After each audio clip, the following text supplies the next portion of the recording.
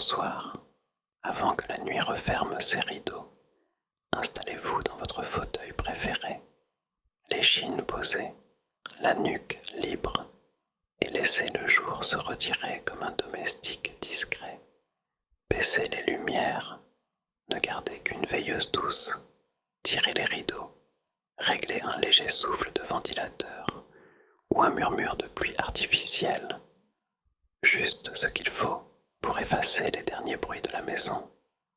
Respirez amplement, comptez jusqu'à 4, puis relâchez.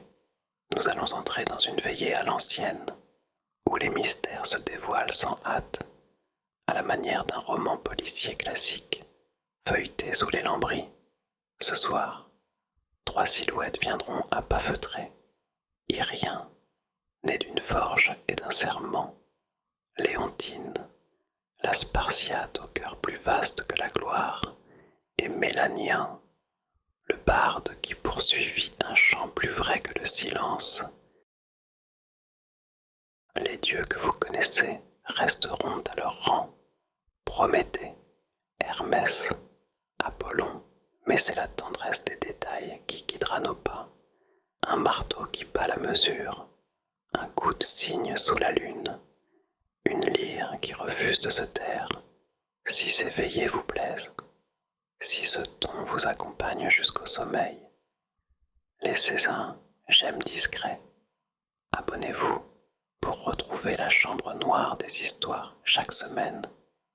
Dites-moi aussi, je vous prie, de quelle ville nous écoutez-vous ce soir et quelle heure marque votre pendule. Laissez les soucis se déposer comme la poussière du jour sur le parquet ciré.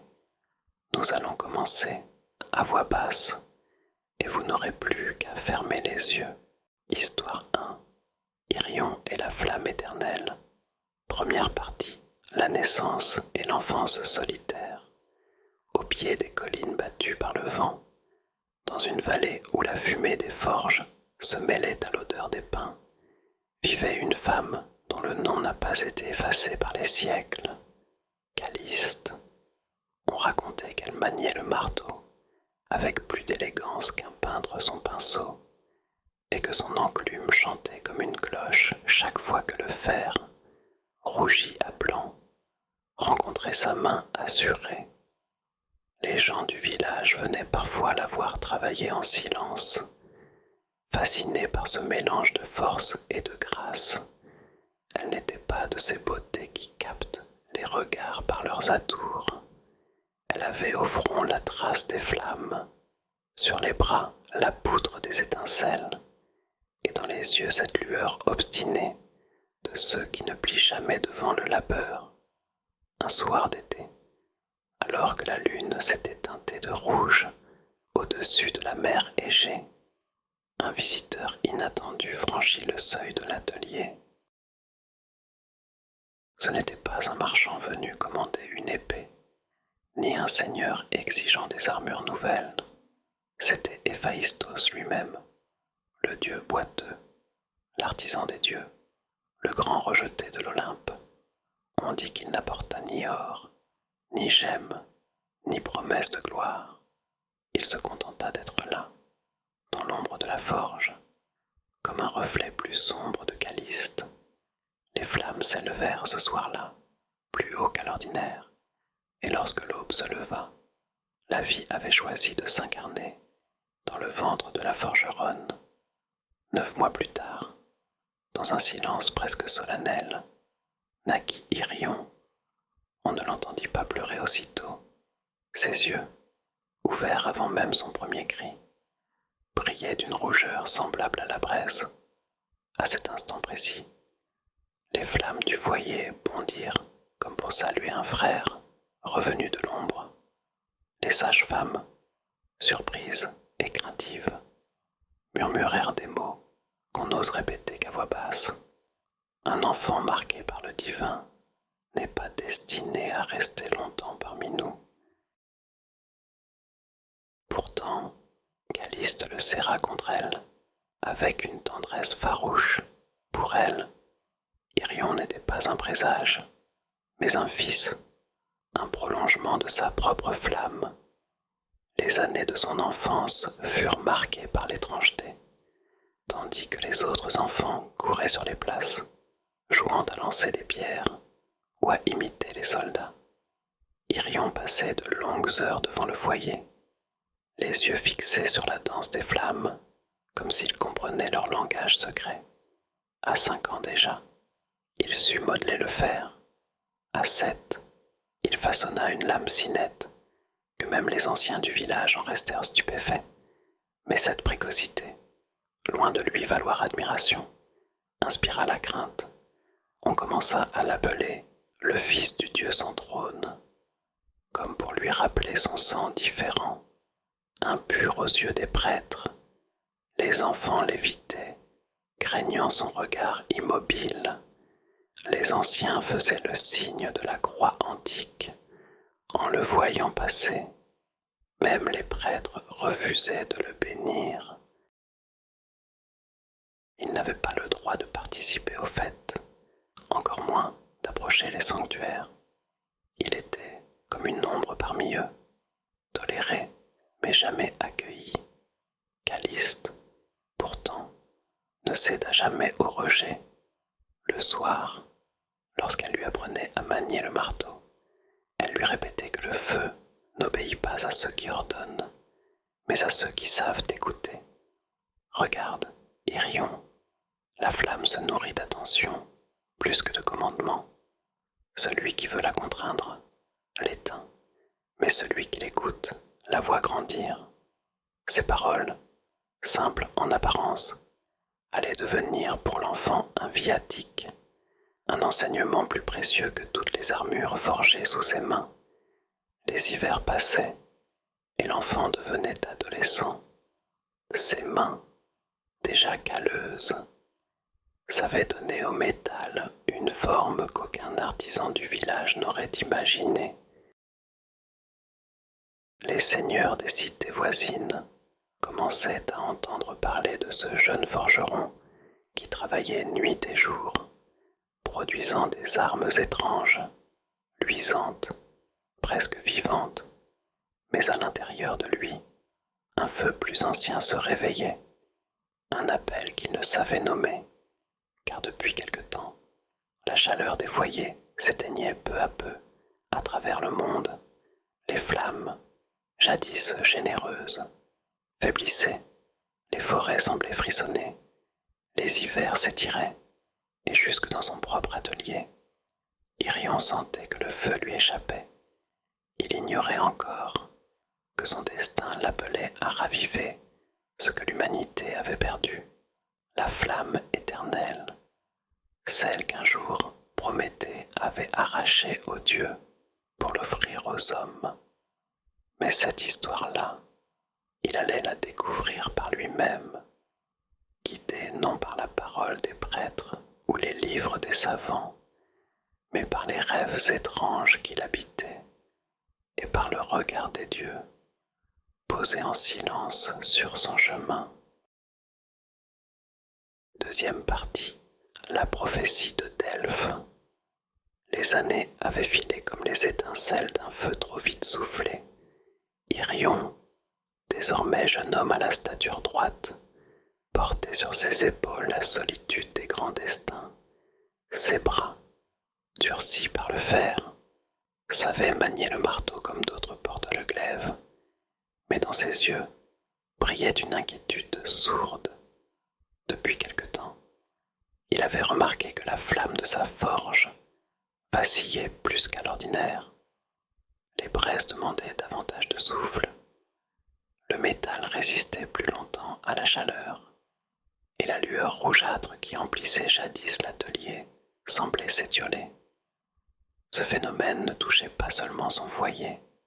Dans les villages voisins, les habitants se plaignaient des mêmes maux. Les foyers s'éteignaient sans raison, les champs gelaient au printemps, les vents glacés descendaient des montagnes même en plein été. Les vieillards murmuraient que les dieux avaient détourné leur regard, que la faveur divine s'était retirée des hommes, et plus les jours passaient, plus ce murmure devenait un cri. Les dieux nous punissent, nous sommes abandonnés. Une nuit, Irion rêva d'un brasier immense, si éclatant qu'il éclairait les mers et les continents. Une voix grave, à la fois douce et terrible, résonna dans son sommeil. La flamme est enfermée au sommet de l'Olympe. Les hommes l'ont oubliée, les dieux la gardent. Si personne ne la réclame, le monde sombrera dans le froid éternel. Lorsqu'il s'éveilla, couvert de sueur, il sut que ce n'était pas un rêve ordinaire, c'était un appel. Il se souvint alors d'une vieille femme du village, autrefois prêtresse en des temps reculés, qui lui avait parlé de Delphes, là-bas, lui avait-elle dit. Le souffle d'Apollon habite encore, même si les colonnes s'écroulent et que les oracles se taisent. Si tu cherches ta voix, c'est là qu'elle t'attend. Irion prit ce conseil comme une injonction.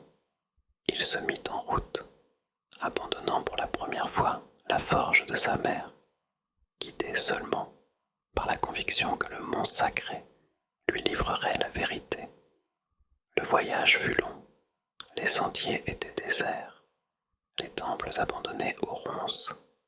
Quand enfin il parvint aux ruines de Delphes, il ne trouva ni prêtre ni suppliant, seulement le silence des pierres fissurées et l'odeur âcre de l'oubli.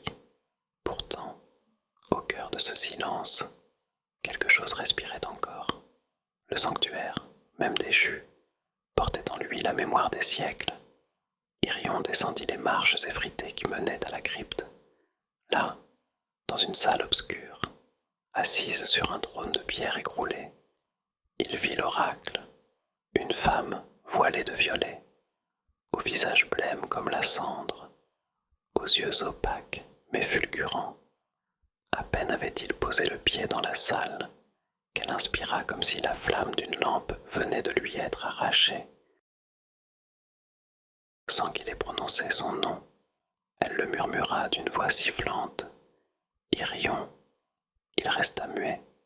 Alors elle parla, et ses paroles furent comme des coups de tonnerre. Tu monteras la montagne, tu prendras la flamme, et tu mourras. Il s'attendait à une énigme, à ces paroles énigmatiques qu'on entoure de voiles poétiques. Mais non, ce n'était pas une prophétie, c'était une sentence. La voix de l'oracle ne laissait aucune échappatoire. Irion, pourtant, ne recula pas. Il serra les poings et répondit simplement, alors qu'il en soit ainsi. L'oracle esquissa un rire las, non moqueur, mais résigné, comme si elle avait déjà entendu 100 fois ce serment. Tu paies déjà le prix, murmura-t-elle. La brûlure est en toi. Les dieux s'opposeront à toi. Le monde réclamera ton échec, mais tu iras, parce que tel est ton lot. Ses yeux sans pupille se voilèrent, sa bouche s'entr'ouvrit encore, mais il n'en sortit qu'un filet de fumée. La prophétie était scellée. Irion quitta Delphes en silence. Le ciel s'était chargé de nuages noirs, et le tonnerre grondait comme pour confirmer les paroles de l'oracle. Pourtant, dans son cœur, il ne ressentait ni peur ni tristesse. Il savait seulement que le chemin était tracé. La montagne l'attendait. Le monde, glacé et tremblant, l'espérait sans le savoir. À partir de ce jour, chaque flamme qu'il voyait s'éteindre, chaque enfant qui grelottait au coin d'un foyer mort, renforçait sa résolution.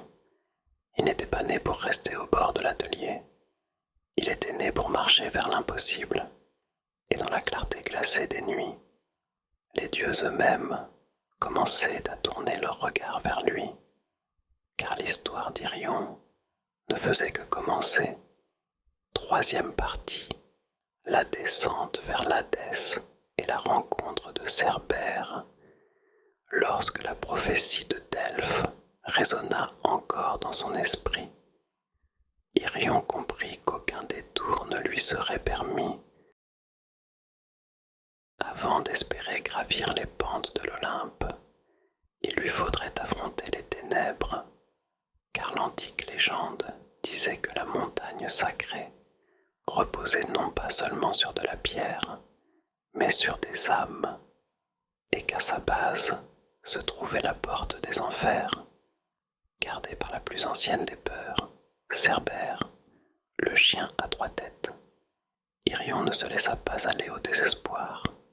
Dans son atelier silencieux, il passa 3 jours et 3 nuits à forger non pas une arme, mais un collier. Le métal choisi n'était pas l'acier des épées, mais un alliage d'obsidienne, de fer noirci et d'une braise conservée depuis la dernière étincelle de la forge de Caliste. Sa mère, sur chaque maillon, il grava un nom, un mot simple et puissant, destiné à chacun des 3 visages de la créature infernale. Mémoire, loyauté, deuil.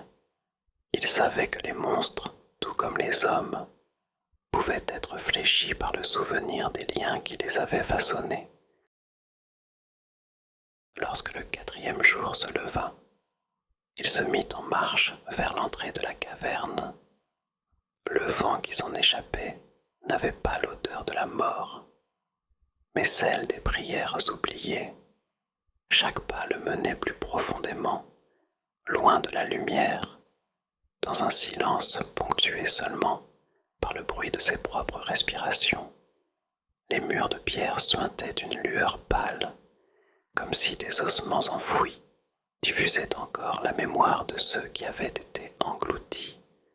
Au bout d'un long couloir, il perçut un souffle. Ce n'était pas un souffle humain, ni même celui d'un animal ordinaire, mais une respiration multiple, profonde, superposée, semblable à 3 tempêtes endormies. Quand enfin il entra dans la clairière souterraine, il le vit, Cerbère, gisant sur un lit d'ossements et de cendres, chacun de ses 3 visages rêvant un rythme différent. Ses poils étaient plus sombres que la nuit la plus dense, ses crocs luisaient comme des épées, l'air même semblait plié autour de sa masse. Irion ne tira pas d'arme, il s'avança, doucement, et s'agenouilla de ses mains. Il présenta le collier forgé dans le feu de sa mère, puis il fit ce qu'aucun guerrier n'aurait osé. Il se mit à fredonner.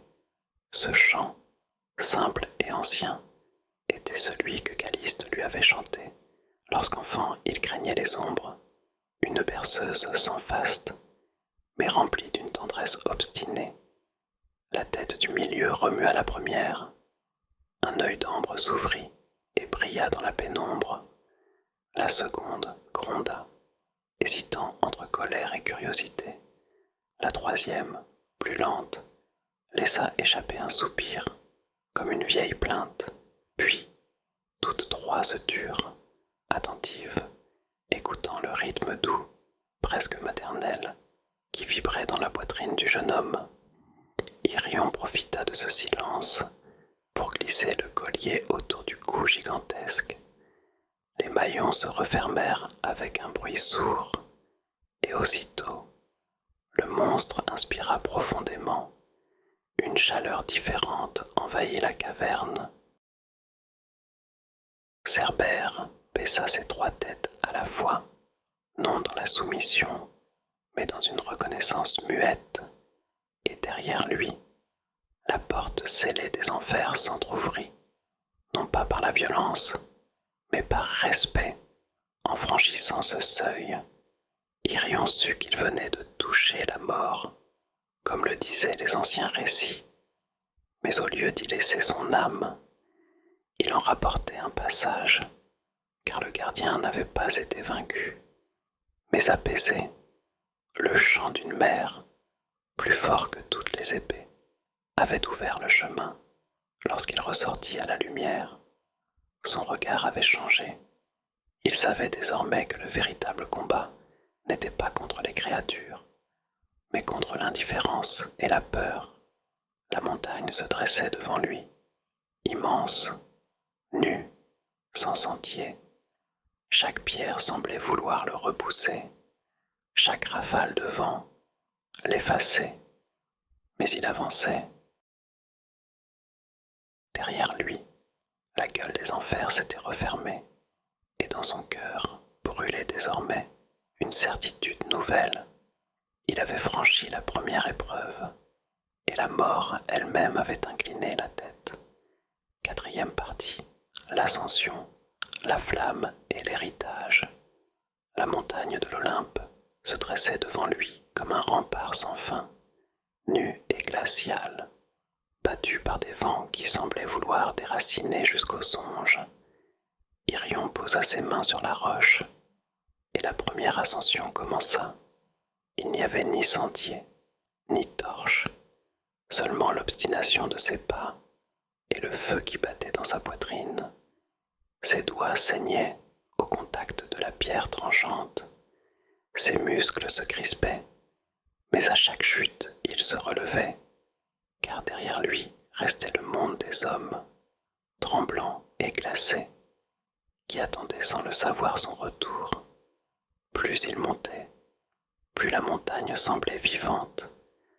Les rafales hurlaient comme des voix antiques. Les éclairs striaient le ciel en grondant de reproches. C'était comme si l'Olympe lui-même refusait la présence d'un mortel. Pourtant, à travers ce tumulte, Irion gardait les yeux levés, persuadé que là-haut brûlait la seule étincelle capable de sauver les siens. Soudain, sur une corniche étroite, une silhouette apparut. Ce n'était pas un guerrier, ni un dieu armé de foudre, mais un voyageur vêtu d'un manteau léger, ses sandales ornées d'ailes frémissantes. Ses yeux brillaient comme du verre brisé, et un sourire moqueur flottait sur ses lèvres. Hermès, le messager, le voleur, le gardien des passages interdits. Je t'attendais, dit-il en faisant tourner une pièce entre ses doigts. Tu crois pouvoir monter ici et arracher aux dieux ce qu'ils refusent aux hommes. Irion ne répondit pas et continua d'avancer, son souffle régulier malgré la fatigue. Hermès s'approcha, marchant à ses côtés, sans jamais effleurer le sol. Tu veux rendre le feu aux mortels. Noble, peut-être, stupide, sûrement. Tu n'es pas Prométhée, garçon. Irion s'arrêta un instant et leva son regard. Je ne veux pas être lui, je veux seulement finir ce qu'il a commencé. Le sourire d'Hermès s'effaça. Ses ailes frémirent et d'un geste rapide, il posa 2 doigts sur la poitrine d'Irion. Une douleur fulgurante le traversa, plus profonde qu'une blessure. Alors prends mon présent, dit Hermès d'une voix glaciale. Le feu que tu cherches te brûlera toi-même. Il consumera ce que tu es. Puis il disparut dans une bourrasque. Irion resta seul, le souffle court dans sa poitrine.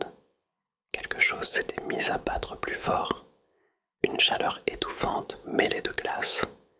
Mais il continua, car désormais, il n'était plus seulement question de courage, c'était une nécessité. Après des heures d'ascension, il atteignit un plateau silencieux. Là, au centre d'un cercle de pierres noircies, se dressait un brasier ancien, le plus ancien que la terre ait jamais porté. Sa flamme n'était pas rouge ni jaune, mais blanche, éclatante, pure comme une lumière vivante. L'air autour d'elle vibrait, non de chaleur, mais de mémoire. C'était la flamme éternelle. Irion s'avança à chaque pas. Il voyait des visions, des cités entières bâties autour d'un feu, des familles réchauffées par la braise, des guerres attisées par les torches. Il vit aussi Prométhée, enchaîné, dévoré jour après jour par l'aigle de Zeus. Il comprit que cette flamme n'était pas seulement don, mais châtiment. Elle portait en elle le meilleur et le pire de l'humanité. Un instant, il hésita. Pouvait-il vraiment imposer de nouveau ce fardeau au monde? Mais dans le vent, il crut entendre le nom de sa mère, Caliste, et le rire des enfants grelottant au coin des cheminées mortes. Alors il tendit la main. La douleur fut immédiate. Mais ce n'était pas un feu qui brûle, c'était une réécriture. Ses os se fissuraient pour se reconstruire. Sa peau se fendait en laissant passer une lueur. La flamme éternelle ne se laissait pas prendre. Elle choisissait son porteur. Et cette nuit-là, elle choisit Irion. Le brasier s'éteignit dans la vasque de pierre, car désormais, la flamme vivait en lui, à genoux, tremblant. Irion sentit ses veines pulser comme des rivières de lumière. Il n'était plus simplement un forgeron, ni même le fils d'un dieu rejeté. Il était le feu lui-même, marchant. Quand il se releva, la montagne ne s'opposa plus à ses pas. Les vents tombèrent, les éclairs cessèrent, comme si l'Olympe avait reconnu son nouveau maître. La descente fut un pèlerinage. Chaque pas d'Irion faisait fondre la neige. Chaque souffle réchauffait l'air glacé. Quand il atteignit enfin les villages, les habitants se pressèrent autour de lui, craignant d'abord ce visage brûlant d'une lueur surnaturelle. Mais lorsqu'il leva la main et qu'une étincelle s'échappa de ses doigts pour rallumer un foyer éteint, la peur fit place à l'émerveillement. De maison en maison, de ville en ville, le feu renaquit, les foyers retrouvèrent leur chaleur, les champs se libérèrent du givre, et l'humanité se rappela qu'elle pouvait encore briller. Irion, lui, savait que son corps ne tiendrait pas longtemps. Ses cheveux prenaient la couleur de l'or fondu, sa peau se craquelait comme l'obsidienne refroidie. Il devenait moins homme que flamme. Pourtant, il n'éprouvait ni regret ni crainte. Il avait accompli ce pourquoi il était né. La légende raconte qu'aucune tombe n'abrita jamais son corps, car il ne resta de lui ni chair ni os. À mesure que la flamme se diffusait dans le monde, Irion se dissolvait en elle. Certains disent qu'il marche encore, invisible, chaque fois qu'un feu s'allume sans raison. D'autres affirment qu'au creux de la nuit, si l'on écoute attentivement le crépitement d'une braise, on y entend le rythme d'un marteau frappant une enclume. Ainsi s'acheva l'histoire d'Irion, non comme celle d'un conquérant, ni comme celle d'un dieu, mais comme celle d'un fils de la forge qui donna tout ce qu'il avait pour que l'humanité se souvienne de la chaleur, la flamme éternelle, désormais, n'était plus gardée dans les hauteurs de l'Olympe. Elle vivait dans chaque foyer, chaque chandelle, chaque flamme vacillante des veillées, et partout, dans le murmure du feu, un nom continuait de circuler, celui d'Irion, le porteur de lumière. Histoire de Léontie et le cygne d'Apollon dans la cité austère de Sparte, au milieu des cris d'entraînement et du fracas des armes, naquit une enfant qui allait, malgré elle, porter un destin différent de celui de ses pères.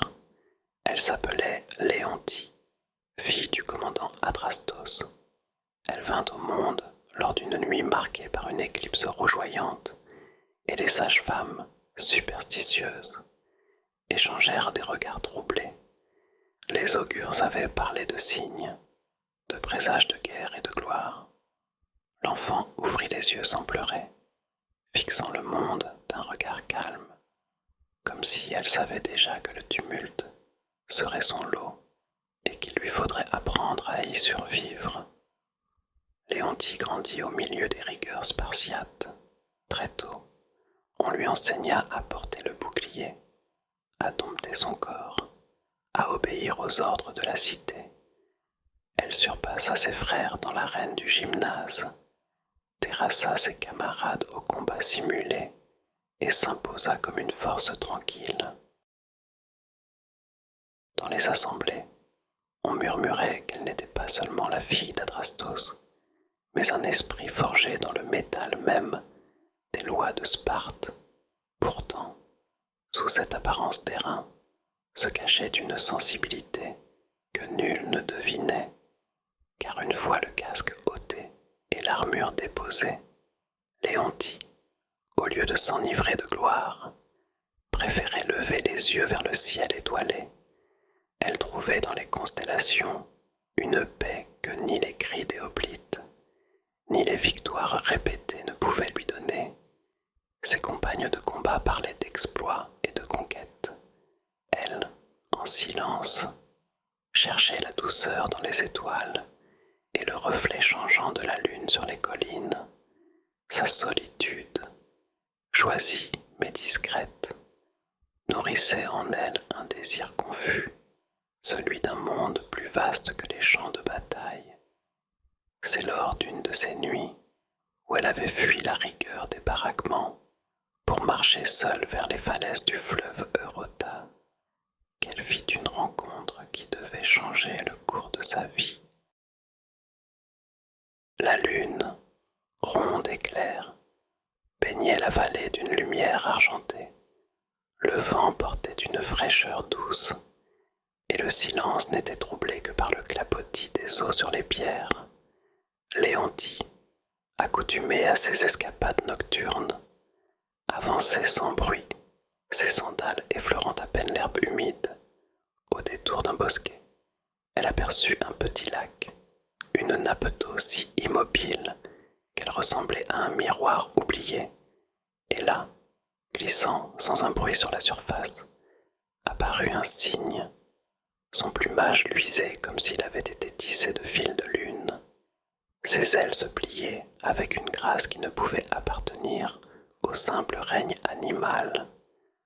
Léontie s'arrêta net, son cœur battant avec l'intensité d'un tambour de guerre, mais cette fois d'une émotion inconnue, fragile et bouleversante. Le cygne ne s'enfuit pas. Contrairement aux bêtes sauvages, il resta, immobile, le cou arqué, ses yeux fixés sur la jeune femme. Ce regard n'avait rien de la peur instinctive des animaux. Il avait la profondeur d'une conscience, la patience d'une présence qui attend. Léontie s'approcha, ses sens partagés, entre méfiance et fascination.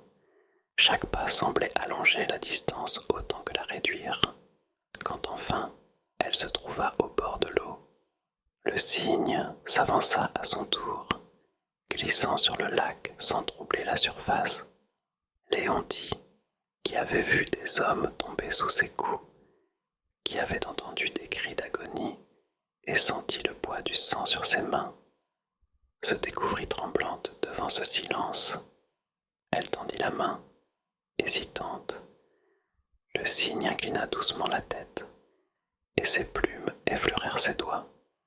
La chaleur qui s'en dégagea n'était pas celle d'un simple animal, mais une ardeur secrète, douce comme le foyer au cœur de l'hiver.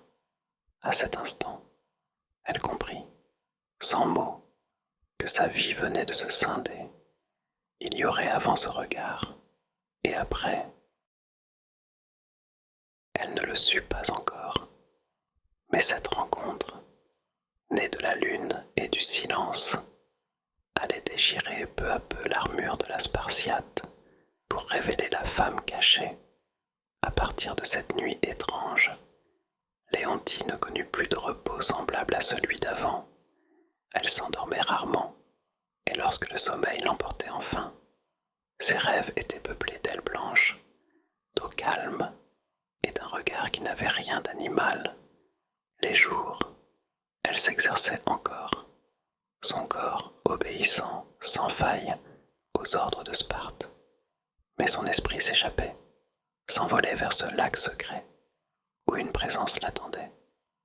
La première fois qu'elle y retourna, ce fut presque malgré elle, une force intérieure, plus forte que la discipline, l'avait poussée hors des murailles. Elle marcha longtemps, se faufilant à travers les oliviers, jusqu'à ce qu'elle retrouve la clairière. Le lac, immobile, reflétait une lune pleine, et comme si le temps s'était figé, le cygne était là, glissant sur l'eau, immuable et patient. Dès lors, un rituel s'installa. Chaque pleine lune, Léontine quittait le campement. Elle ne portait ni bouclier ni épée, seulement une tunique simple et ses sandales. Elle traversait la nuit comme une ombre, et toujours, le cygne l'attendait. Il ne s'approchait jamais brutalement. Tout semblait se jouer dans une lenteur sacrée. Elle s'asseyait au bord du lac, et l'oiseau venait à elle, silencieux, ses plumes effleurant parfois ses mains. Peu à peu, une confiance s'établit. Léontine commença à lui parler, d'abord de banalités, de son entraînement, des ordres de son père, des attentes qu'elle portait sur ses épaules.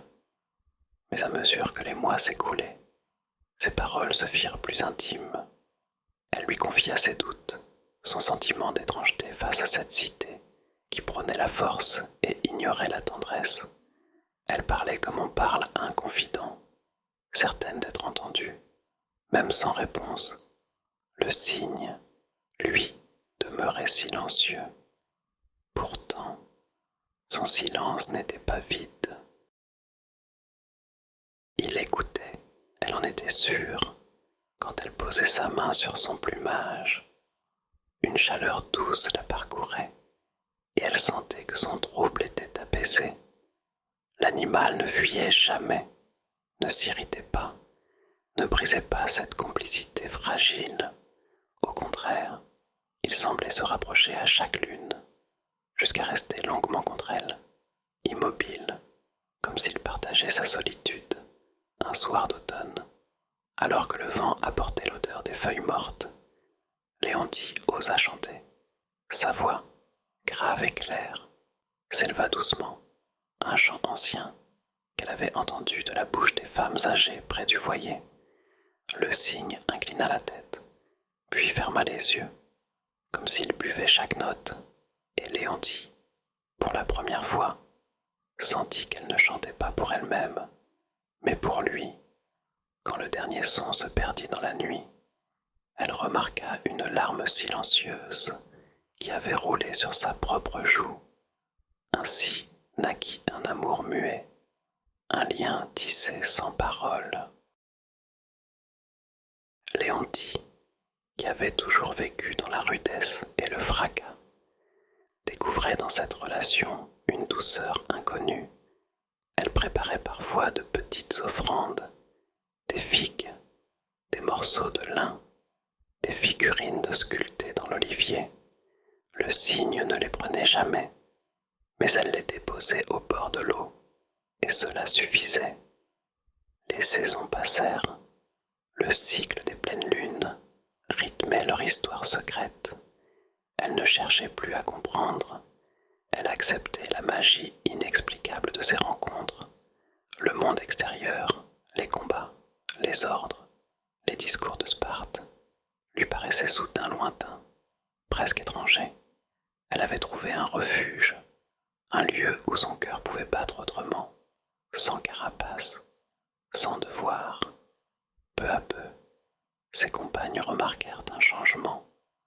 Léontine n'avait rien perdu de sa force, mais ses gestes s'étaient adoucis, ses colères s'étaient tues. On la surprenait parfois à sourire seule, le regard perdu vers les collines. Les murmures naquirent, mais elle n'en avait cure. Son secret était plus fort que la rumeur. Dans la solitude de ces nuits, aux abords du lac, Léontine se découvrait femme, non plus seulement guerrière, et chaque caresse de plume contre sa peau, chaque reflet de lune sur le plumage immaculé, nourrissait en elle un amour qu'elle n'osait nommer, mais qu'elle savait vrai. Les mois s'étaient transformés en années, et l'histoire de Léontie avec le cygne appartenait désormais au rythme de sa vie. Elle n'imaginait plus une saison, plus une pleine lune sans cette rencontre au bord du lac. Pourtant, un trouble commençait à grandir en elle. L'oiseau semblait parfois plus inquiet. Ses plumes frissonnaient au moindre souffle du vent. Ses yeux brillaient d'une mélancolie nouvelle. Léontie, attentive à ces signes, comprit qu'un secret demeurait tapi derrière cette grâce silencieuse. Une nuit, troublée par des songes étranges, elle se leva avant même que la lune n'atteigne son zénith. Dans son rêve, elle avait vu une statue immense, mi-homme, mi-oiseau, brisée par la douleur, au pied de cette effigie. Son propre nom résonnait comme une plainte. Elle marcha sans s'arrêter jusqu'au sanctuaire abandonné qu'elle avait parfois contourné lors de ses sorties nocturnes. Là, sous une voûte envahie de lierre, une inscription dorée attira son regard. Apollon. Le souffle lui manqua. Tout s'éclaira d'un seul trait. L'oiseau qu'elle aimait n'était pas un simple cygne, mais un dieu déchu et maudit. Les histoires anciennes lui revinrent en mémoire. Apollon, fils de Zeus, dieu de la lumière, de la musique et des prophéties, avait un jour osé défier son père par ses vérités trop cruelles. En guise de châtiment, il avait été dépouillé de sa forme et de sa voix, condamné à errer sous l'apparence d'un cygne. Lorsque Léontie retourna au lac, le cygne était déjà là, mais cette fois, il ne l'attendait pas avec la même quiétude. Ses yeux semblaient pleins de tristesse, et son plumage perdait de son éclat, comme si le temps lui-même se retirait. Tremblante, elle murmura le nom interdit, Apollon. Le silence se fit si profond que même l'eau du lac cessa de bouger. Le cygne poussa un cri étouffé, un son qui résonna comme une corde brisée. Puis son corps commença à se déformer. Les plumes se changèrent en poussière d'or. Ses ailes se contractèrent. Ses pattes se fendirent en doigts humains. Devant les yeux effarés de Léontie, un homme apparut, beau et lumineux malgré la douleur qui le tordait. Ses cheveux étincelaient comme les rayons du soleil à l'aube, mais ses yeux reflétaient la résignation d'un supplicié. « Tu n'aurais pas dû savoir, » dit-il d'une voix brisée, plus faible qu'un souffle. Chaque mot semblait lui coûter. Léontie s'agenouilla, les larmes brouillant sa vue. « Je n'ai pas voulu te trahir, je ne voulais que comprendre. » Il esquissa un sourire triste, un sourire de Dieu condamné. « Ce n'est pas ta faute, le sort était scellé depuis des siècles. Ton amour a simplement réveillé ce qui devait advenir. » À mesure qu'il parlait, son corps se raidissait. Ses membres prenaient la froideur du marbre. Sa peau devenait pierre pâle. Ses veines s'éteignaient une à une. Léontie, désespérée, saisit sa main encore tiède, mais déjà les doigts se figeaient. « Non, cria-t-elle, pas ainsi. » Apollon posa sur elle un dernier regard, empli de douceur. « Ne pleure pas, dans ta fidélité. J'ai retrouvé la lumière que l'Olympe m'avait arrachée, mais il est trop tard. » Alors, dans un silence terrible, la métamorphose s'acheva. Là où s'était tenu l'être aimé, il ne restait plus qu'une statue, figée dans une posture de douleur et d'élan interrompu. Ses yeux, ouverts mais vides, fixaient à jamais l'endroit où Léontie se tenait. Ses mains, à demi levées, semblaient vouloir encore la rejoindre. Le lac, la forêt, la lune, tout devint immobile, comme si la nature entière retenait son souffle devant cette tragédie. Léontine demeura à genoux, serrant la pierre glacée qui avait remplacé la chair. Elle ne cria pas davantage. Elle n'invoqua ni les dieux ni les hommes. Elle savait que tout était scellé et que nul ne reviendrait. Seules ses larmes, tombant lentement sur le marbre, témoignaient de l'amour désormais brisé. À partir de ce soir-là, sa vie bascula. Elle ne retourna plus au camp de Sparte, ne reprit plus l'épée ni le bouclier. Elle abandonna son nom de guerrière pour devenir la gardienne d'un silence éternel.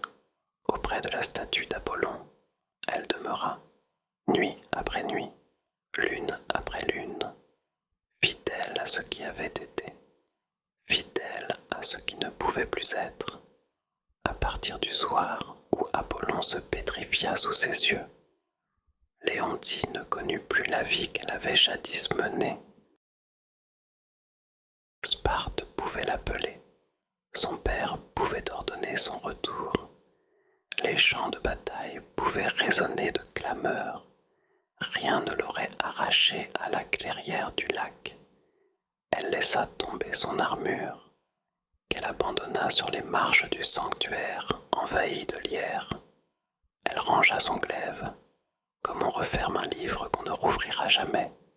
Désormais, son existence se résumait à une veille silencieuse, auprès de la statue qui avait été un dieu, auprès de celui qui avait été son amour. Chaque pleine lune, elle revenait, comme aux premières nuits, mais désormais, plus rien ne changeait. La statue demeurait là, figée dans un mouvement d'adieu, les yeux tournés vers elle avec une intensité minérale. Pourtant, Léontine ne s'en détournait jamais. Elle s'asseyait à ses pieds, passait ses doigts sur la pierre glacée et murmurait des paroles comme si la voix pouvait traverser le marbre. Elle parlait de ses souvenirs, des batailles qu'elle ne mènerait plus, des saisons qui passaient, des nuages qui glissaient sur le ciel. Elle lui chantait aussi, parfois la berceuse qu'elle avait fredonnée autrefois, au bord de l'eau, et qui avait fait incliner le cou du cygne. Les années s'écoulèrent. On racontait dans les villages que la fille d'Adrastos avait disparu, que les dieux l'avaient enlevée, ou qu'elle errait maudite dans les montagnes. Mais certains bergers, montant leurs troupeaux aux confins de la vallée, disaient avoir vu une femme assise au bord d'un lac, toujours la même, ses cheveux blanchissant au fil des lunes, ses traits se creusant, mais sa posture demeurant droite, noble, fidèle. Elle ne parlait à personne, ne demandait rien, mais dans ses yeux brillait la même lueur obstinée que dans ceux de la statue à laquelle elle se tenait adossée. Le temps n'épargna pas Léontine, mais il la respecta. Elle ne devint pas une vieille femme voûtée et fragile. Au contraire, elle garda cette force tranquille, semblable à la racine d'un olivier qui résiste à la sécheresse et au vent. Son corps perdit l'élan des batailles, mais sa présence devint celle d'une gardienne intemporelle. On disait qu'elle n'était plus vraiment mortelle, qu'elle avait reçu de la bière une part de son immobilité sacrée. Et puis vint le dernier soir. La lune brillait, pleine, immense, versant sur la clairière une lueur argentée. Léontine, affaiblie par les années, s'assit comme toujours près de la statue. Mais cette fois, elle posa sa tête sur l'épaule de marbre et ferma les yeux. Un sourire effleura ses lèvres, un sourire paisible comme elle n'en avait jamais eu durant sa jeunesse guerrière. Quand l'aube se leva, elle ne bougeait plus. Son souffle s'était arrêté dans la quiétude d'un sommeil définitif. Les villageois qui la retrouvèrent, quelques jours plus tard, ne la dérangèrent pas. Ils ne pleurèrent pas bruyamment, ne célébrèrent pas de funérailles pompeuses. Ils laissèrent son corps reposer là, contre la statue, comme si elle avait choisi elle-même son tombeau. Le vent se chargea d'emporter son dernier souffle, et le temps, peu à peu, effaça sa dépouille, ne laissant que le marbre et le souvenir. Mais le lieu, lui, demeura vivant. On dit que parfois, lors des nuits de pleine lune, le lac reflète non pas seulement l'éclat de l'astre, mais aussi la silhouette d'une femme assise près d'un dieu pétrifié. Certains affirment avoir entendu un chant lointain, une mélodie douce, venue de nulle part. D'autres prétendent que si l'on pose la main sur la poitrine de la statue, on peut sentir, très légèrement, comme un battement assourdi, une vie qui refuse de s'éteindre tout à fait. Ainsi naquit la légende de Léontie. Elle ne fut pas célébrée dans les champs guerriers de Sparte. Son nom ne fut pas gravé sur les colonnes des victoires. Mais dans les vallées, dans les hameaux, les mères racontaient son histoire à leurs filles, non pour leur apprendre la gloire des combats, mais la force de la fidélité et la douceur du silence. On se souvenait d'elle comme de celle qui avait aimé un dieu sans jamais le posséder et qui avait choisi de rester auprès de lui jusqu'à la fin. Et Apollon, devenu statue, ne fut plus seulement le symbole d'un châtiment divin. À travers les siècles, il devint l'image de l'amour figé, de la beauté arrêtée dans l'instant d'un adieu. Les poètes venaient au lac pour chercher l'inspiration. Les amoureux y faisaient vœu de constance, et les voyageurs, en posant leurs mains sur la pierre, murmuraient le nom de Léontie comme une prière. Le paysage conserva leur empreinte. Le vent y souffle plus doucement. Les nuits y semblent plus claires. Et la surface de l'eau ne se ride presque jamais, comme si elle gardait encore le secret de leur rencontre. Et ceux qui s'aventurent assez longtemps dans ce lieu disent parfois avoir vu l'espace d'un souffle, un cygne traverser le miroir du lac avant de disparaître sans bruit, laissant dans l'air le parfum mystérieux d'une présence immortelle.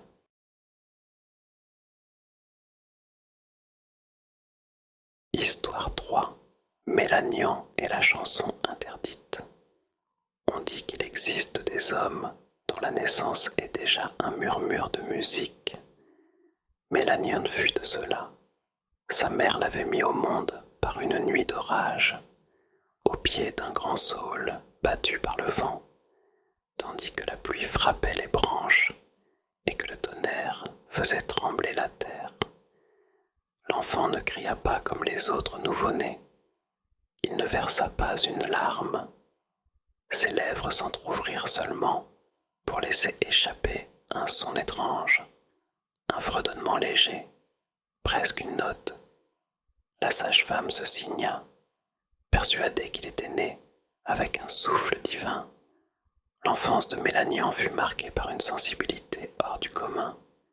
À peine sut-il marcher qu'il se laissait fasciner par le chant des oiseaux, qu'il imitait avec une justesse déconcertante. À 10 ans, il composait déjà des mélodies sur un instrument rudimentaire, fabriqué par son grand-père. Il ne connaissait pas les règles, il ne connaissait pas la théorie, mais il jouait avec une grâce telle que même les vieillards fatigués oubliaient leur douleur en l'écoutant. Son talent était inné, et il semblait jaillir de son âme, comme une source claire jaillit de la roche. Les villageois disaient de lui qu'il était un enfant béni partout où il allait. La nature semblait se taire pour l'écouter. Les feuilles frémissaient en cadence, les ruisseaux ralentissaient leur cours, et même les animaux s'approchaient de lui sans crainte. Mais Mélanian ne cherchait ni gloire ni fortune. Il jouait simplement parce qu'il ne pouvait pas faire autrement. La musique était sa respiration, son langage premier, son lien intime avec le monde.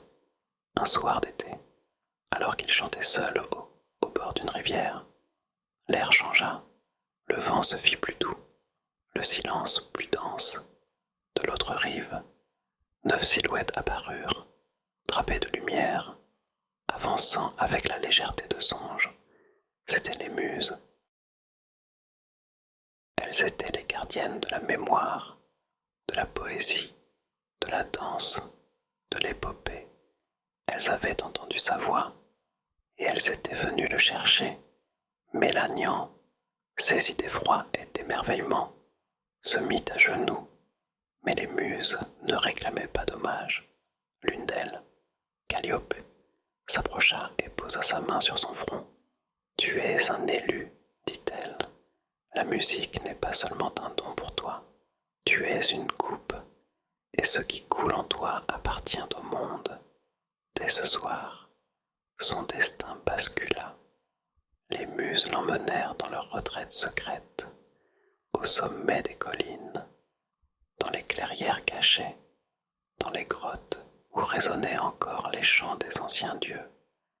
Elles ne lui apprirent pas seulement des notes, elles lui enseignèrent la profondeur de chaque son, comment une mélodie pouvait apaiser la douleur, comment un rythme pouvait éveiller le courage, comment un silence pouvait parler plus fort que 1000 paroles.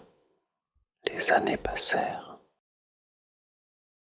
Mélanian devint un barde dont la renommée traversa les cités. Il chanta devant des rois, joua pour des foules entières, mais aussi pour des enfants malades ou des mères en larmes. Sa voix avait ce pouvoir rare de rejoindre chacun au plus intime, comme si elle connaissait le secret de tous les cœurs. Il ne chantait pas pour être acclamé, il chantait pour soulager, pour unir, pour rappeler à chacun que la beauté existe même dans la douleur. Mais plus sa gloire grandissait, plus quelque chose en lui commençait à changer. Il cherchait des sons nouveaux, des accords que nul n'avait jamais entendus. Ses nuits étaient habitées de visions musicales qu'il n'arrivait pas à fixer. Un désir secret le consumait, composer une chanson qui dépasserait toutes les autres, une chanson qui ne serait pas seulement belle, mais absolue, une chanson qui dirait tout. C'est alors qu'il se retira, abandonnant les foules et les honneurs. Il s'enfonça dans les montagnes de l'Hélicon. Là, dans une caverne tapissée de cristaux qui résonnaient à la moindre note, il entreprit de chercher ce chant ultime. Les jours, il errait dans le silence, écoutant les souffles du vent et le ruissellement des pierres. Les nuits, il posait ses doigts sur sa lyre et laissait venir les fragments d'une musique qu'il ne contrôlait pas. Chaque note semblait lui être donnée par quelque chose de plus grand que lui. Les semaines devinrent des mois. Son visage se creusa. Ses mains tremblaient parfois de fatigue, mais il ne cessait pas. Et peu à peu, la chanson prit forme. Elle n'était pas comme les autres. Elle n'était pas joyeuse ni triste. Elle était simplement vraie. Elle contenait la naissance et la mort, la lumière et l'ombre, l'élan et la chute. Elle semblait porter le tissu même du monde. Le jour où il l'acheva, le silence qui suivit fut si profond qu'il en eut peur. La caverne elle-même sembla retenir son souffle. Mélanian comprit alors que ce chant n'était pas seulement une œuvre, c'était un secret trop grand pour les hommes, peut-être même pour les dieux. Lorsqu'il redescendit vers les cités, les foules l'attendaient, on voulait l'entendre. Les muses elles-mêmes se tenaient à distance, impatientes de savoir ce qu'il avait créé. Mais Mélanian se tut, il sourit et dit simplement « Pas encore ». Dans son cœur, une autre voix parlait « Ce chant est trop précieux, le monde n'est pas digne de l'entendre, je le garderai pour moi ». À cet instant, les muses se détournèrent. Elles n'avaient pas peur de la puissance de la chanson, elles craignaient l'orgueil qui naissait dans le cœur de leur protégé, car refuser de donner ce qui avait été offert par les dieux, c'était commettre une faute plus grave que l'oubli. La malédiction tomba sans tonnerre ni éclair, elle fut douce, presque invisible. La nuit, dans ses rêves, Mélanian retrouvait son chant. Il l'entendait dans toute sa splendeur, il en pleurait de beauté, mais chaque matin, au réveil, il l'avait oublié. Il ne restait rien, pas une note, pas un mot. Le chant s'évanouissait comme la brume au lever du soleil. D'abord, il crut à une épreuve passagère. Il redoubla d'efforts, griffonna des notes sur des parchemins, essaya de chanter dès l'aube pour retenir les fragments. Rien n'y fit. Plus il s'acharnait, plus le chant lui échappait. La nuit, il était roi, le jour, il était mendiant de sa propre mémoire.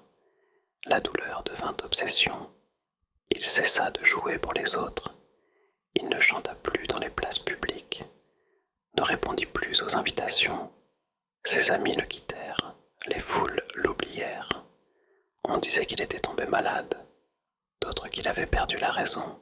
Lui, enfermé dans son silence, ne cherchait plus qu'une chose, retrouver, éveiller, la musique qui hantait ses songes. Chaque soir, il attendait le sommeil comme on attend une amante. Chaque nuit, il goûtait l'extase d'entendre le chant parfait. Chaque matin, il connaissait l'enfer de l'oubli.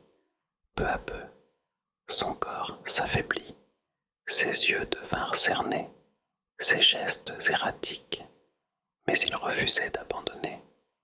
Les muses le regardaient de loin, attristées mais impuissantes. Elles ne lui avaient pas infligé cette malédiction pour le détruire, mais pour lui rappeler que la beauté appartient au monde, non à l'orgueil d'un seul. Pourtant, il n'apprit jamais. Son amour pour le chant interdit le dévora jusqu'à l'oubli de lui-même. Les années passèrent, et l'on ne parla plus de Mélanian que comme d'un souvenir. Celui qui avait jadis bouleversé les foules par sa voix n'était plus qu'une silhouette amaigrie. Errant de village en village, ses vêtements, autrefois blancs et souples, s'étaient changés en haillons, salir, brisés par l'usure, pendaient à son côté comme un objet inutile. Ceux qui l'avaient applaudi s'écartaient maintenant de lui dans les rues, car son regard fiévreux et son murmure incessant inspiraient plus de crainte que d'admiration. Chaque nuit pourtant, la malédiction demeurait intacte. À peine ses yeux se fermaient-ils qu'il se retrouvait de nouveau dans le royaume de la chanson interdite. Elle l'attendait, entière, éclatante, plus belle encore qu'au début. Les sons se déployaient en lui comme des galaxies de lumière. Il pleurait, il riait, il vibrait de tout son être, mais à chaque aurore, il ne restait plus qu'un silence cruel, une absence intolérable.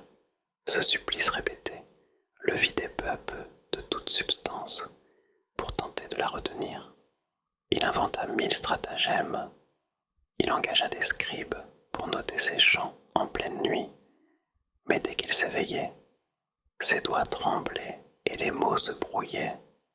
Incohérent, il demanda à des prêtres de l'Olympe de capturer ses rêves par des prières.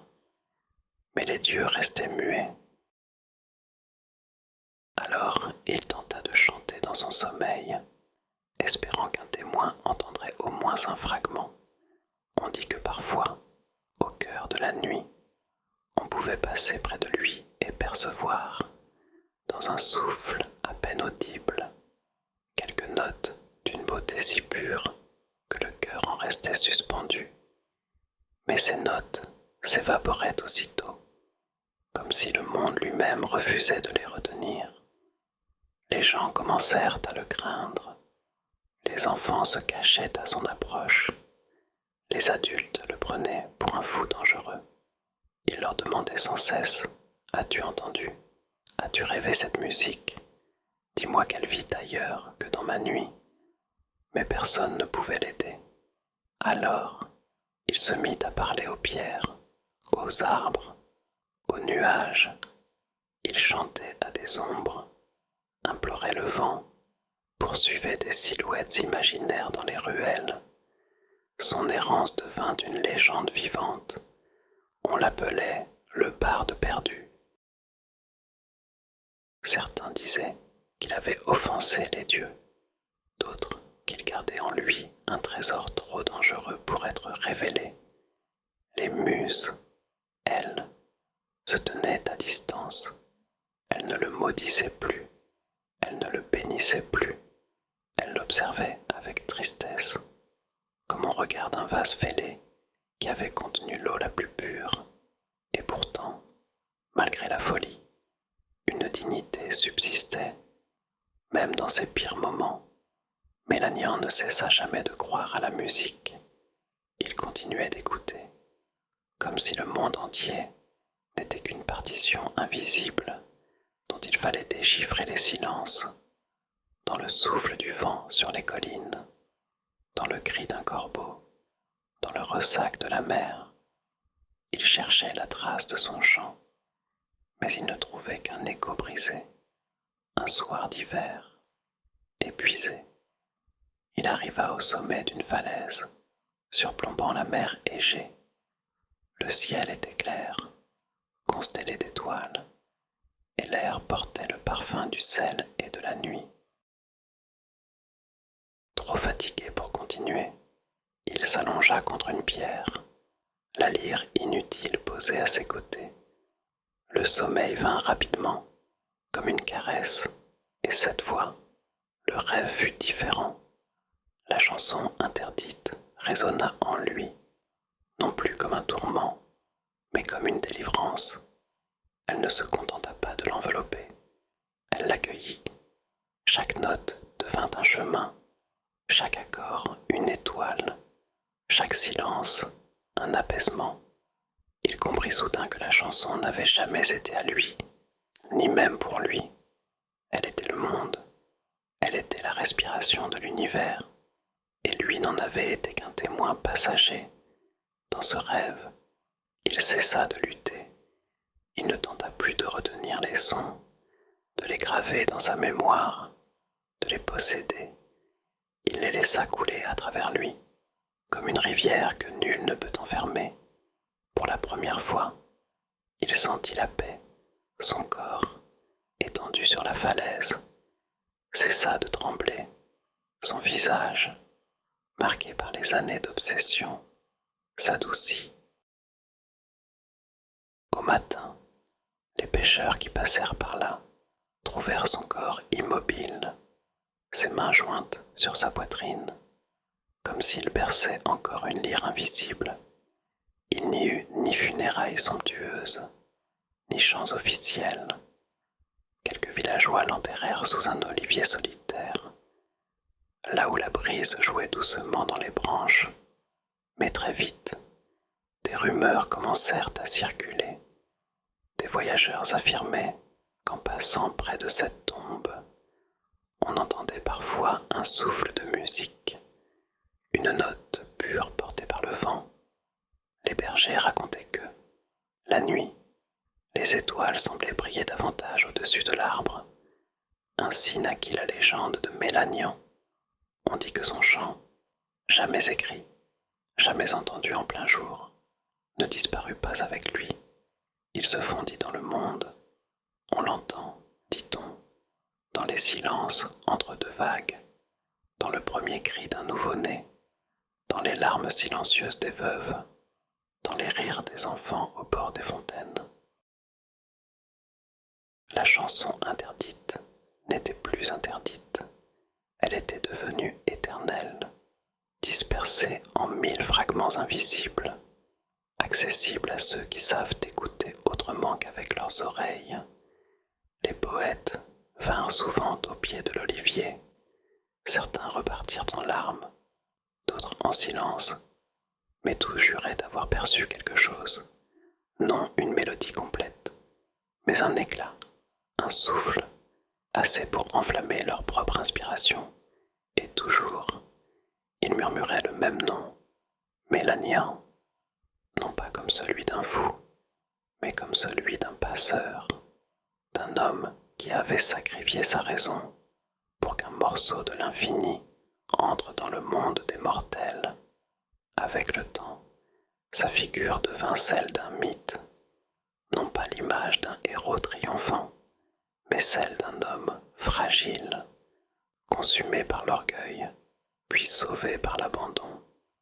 Une histoire que l'on racontait aux musiciens pour leur rappeler que la beauté n'appartient pas à celui qui la crée, mais à tous ceux qui savent l'accueillir.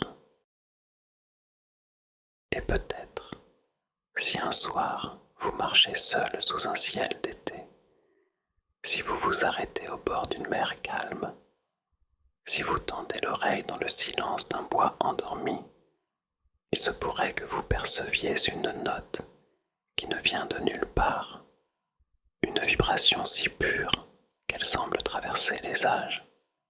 Ce n'est pas une illusion, c'est la trace laissée par Mélanian, le barde qui voulut garder pour lui la chanson des dieux et qui finit par l'offrir au monde en se dissolvant dans sa musique. Il n'y a pas de tombeau à son nom, pas de statue à son effigie, pas d'inscription gravée dans le marbre, mais sa mémoire survit dans ce que le monde a de plus discret, le murmure du vent, la plainte d'une corde de bois, le battement d'un cœur apaisé, car la musique n'a pas besoin de monuments pour durer. Elle vit là où les âmes fatiguées ferment les yeux et retrouvent, dans un souffle, l'écho d'une mélodie qu'elles n'ont jamais apprise, mais qu'elles reconnaissent aussitôt. Et c'est ainsi que la légende raconte que Mélanian ne mourut jamais vraiment. Il s'effaça comme une ombre au matin, mais son chant demeure, éternel et diffus, prêt à consoler ceux qui tendent l'oreille. La nuit, quand l'insomnie pèse et que les pensées s'agitent, certains jurent entendre un son léger, comme une lyre lointaine. Alors, le cœur se calme, les paupières se ferment, et le sommeil arrive, porté par le barde, oublié qui, dans son exil, a fini par devenir la musique elle-même, lorsque la dernière note s'éteint, que les images des récits s'effacent peu à peu. Il reste dans le silence un parfum de braise, de tendresse et d'écho musical. 3 histoires se sont succédées, comme 3 lanternes allumées dans la nuit, éclairant chacune une facette de notre humanité. D'abord, ce fut Tyrion, l'enfant des forges, qui osa défier l'abandon des dieux pour rendre aux hommes la chaleur de la flamme. Sa quête ne fut pas seulement celle d'un héros, mais le rappel que le feu, don fragile et immense, est une promesse de vie partagée. Dans son souffle incandescent, il y avait le courage et la mémoire. Puis vint Léontie, la guerrière de Sparte, dont le cœur, derrière les armes et la discipline, sut reconnaître la douceur d'un signe mystérieux. Elle découvrit que l'amour, même silencieux, a le pouvoir de désarmer les citadelles intérieures. Sa fidélité, jusqu'à rester auprès d'Apollon figé en statue, murmure encore à ceux qui cherchent la constance. Aimer, c'est rester présent, même quand tout semble perdu. Enfin, Mélanian, le barde égaré, nous a conduits vers la musique invisible. Sa voix, bénie par les muses, voulut retenir le chant absolu, mais il comprit trop tard que la beauté se donne ou se défait, dans sa chute et dans son abandon. Il nous laisse une autre vérité. Il existe des mélodies qu'on n'entend pas avec les oreilles, mais qu'on devine dans le silence du monde. Trois forces se répondent ainsi: le feu, l'amour et la musique. Trois forces douces, non pas pour combattre, mais pour apaiser. Elles se glissent dans nos vies comme des compagnons discrets. Une flamme qui réchauffe une maison endormie, un geste tendre qui survit au temps, un souffle musical qui s'élève dans la nuit.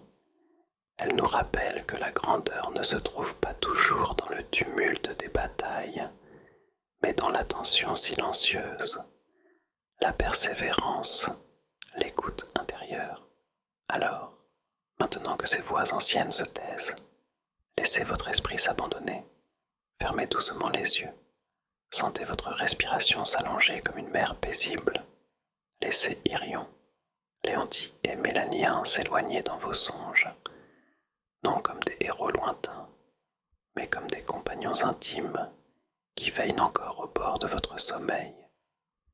Le feu veille à votre chaleur, l'amour veille à votre cœur, la musique veille à votre paix.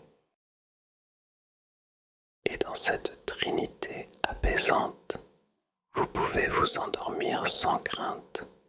Je vous souhaite une nuit douce, une nuit longue et réparatrice, que vos rêves soient emplis de lumière, de tendresse et de chants invisibles. Endormez-vous, laissez les heures s'écouler comme un ruisseau tranquille. Et lorsque l'aube viendra, que la journée s'ouvrira à nouveau, vous garderez au fond de vous la trace discrète de ces trois légendes, comme une berceuse secrète. Bonne nuit.